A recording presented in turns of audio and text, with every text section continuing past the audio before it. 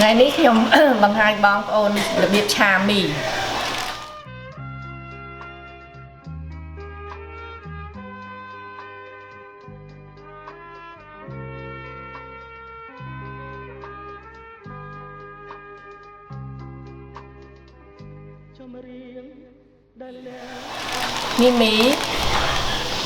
មីម៉ាក់នេះល្អ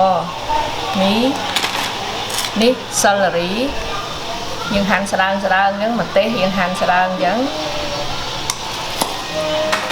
ហើយនេះកាស្ពៃហើយនេះស្ពៃយើងហាន់វាប្រហែលគេផកឆយ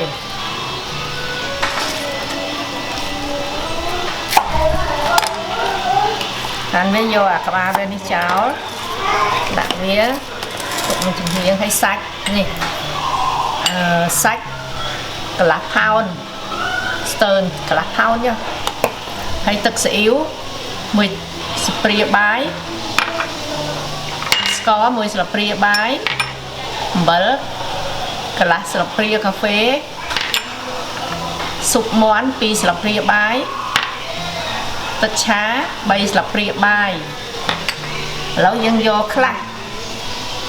យើងយកស៊ុបមាន់ពាក់កណ្ដាលយកមកលាយសាច់អានេះយកពាក់កណ្ដាលយកមកលាយសាច់ស្ករពាក់កណ្ដាលដែរយកមកលាយសាច់មកមុខពាក់កណ្ដាលទាំងអស់យកមកលាយសាច់យើងលាយសាច់វាទឹកពុះហើយយើងដាំទឹកពុះហើយយើងស្រោះកាស្ពៃស្រោះវាទន់បើអត់ស្រោះឆាទៅវារឹងណាយើងដាក់វាចូលប្រហែលជា5 second ដល់យើងដាក់អាស្ពៃនេះចូលមួយគ្នា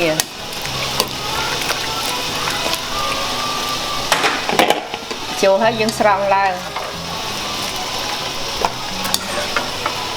ដល់ទឹកពុះហើយយើងស្រោះមីម្ដងស្រោះមីយើងធ្វើឲ្យវាលាយជីងពីគ្នាអញ្ចឹងណាកុំឲ្យវានៅកក់ដុំស្រោះប្រហែលជា3នាទីហើយយើងចាក់វាចូលពីច្រែង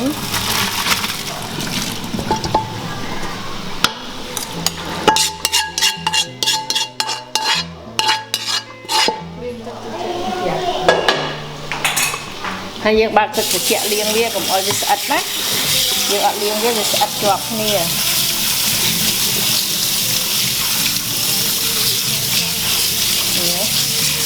វានឹងទឹកត្រជាក់អញ្ចឹង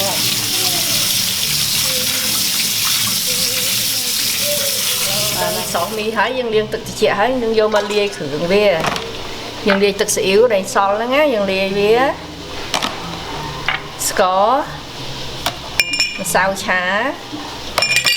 អំបិលទឹកឆា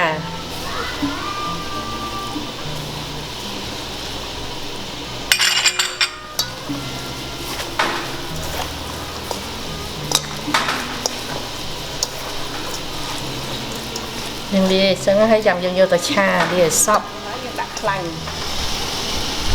មួយស្លាបព្រា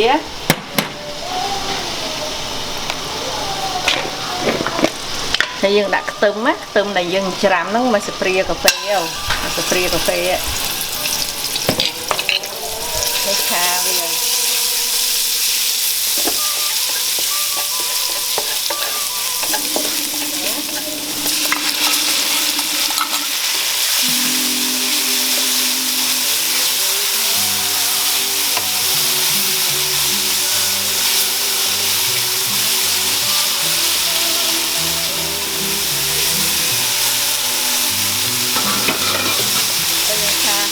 ទឹកមាន់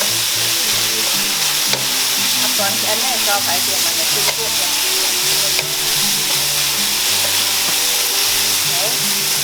ើងដាក់កាស្ពៃចូលដាក់សាឡារីជាមួយម្ទេសចូល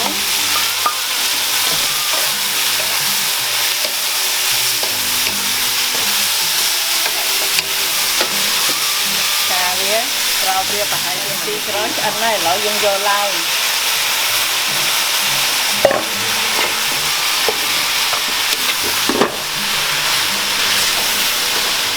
យើងកំឆាឲ្យកូនតិចតែ1នាទីបានហើយចាំយើងឆាមីយើងដាក់វាចូល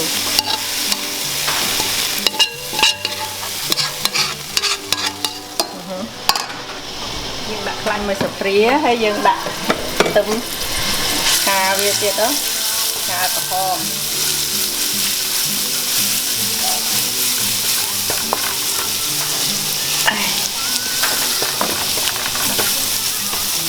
ខ្ទឹមកំក្រហមឡូវខ្ទឹមវាឡើងពណ៌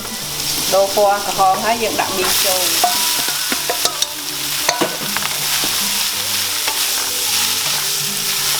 មីមកកញ្ចប់ទេណាមីហ្នឹងណាត្រូវទេយើងឆាវាត្រឡប់វាប្រហែលជា5នាទីអីចាំយើងដាក់បន្លែចូលឲ្យមីហ្នឹងវាឆ្អិនណា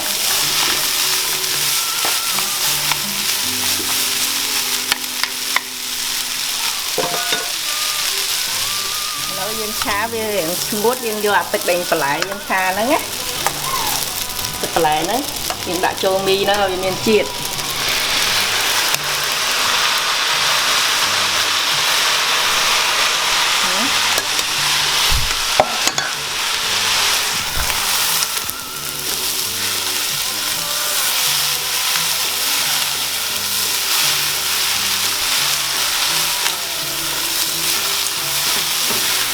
មីអត់ស្រស់យូរទេមីស្រស់តែ3នាទីឃើញនៅល្អនៅវត្តល្អយើងស្រស់យូរពេកវាផុយពេលយើងឆាទៅដាច់អស់ហើយ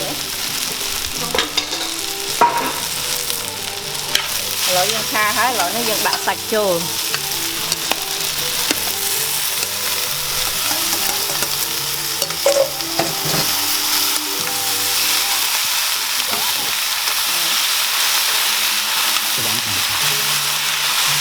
សាច់ចូលយើងឆាប្រហែលជា1នាទីអីឲ្យវាទុនបន្លែដាក់ចូលគ្នាហ្មង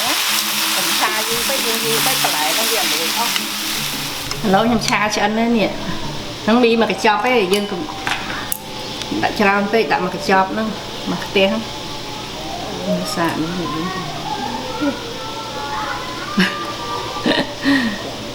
ស្វិតជាប់គ្នា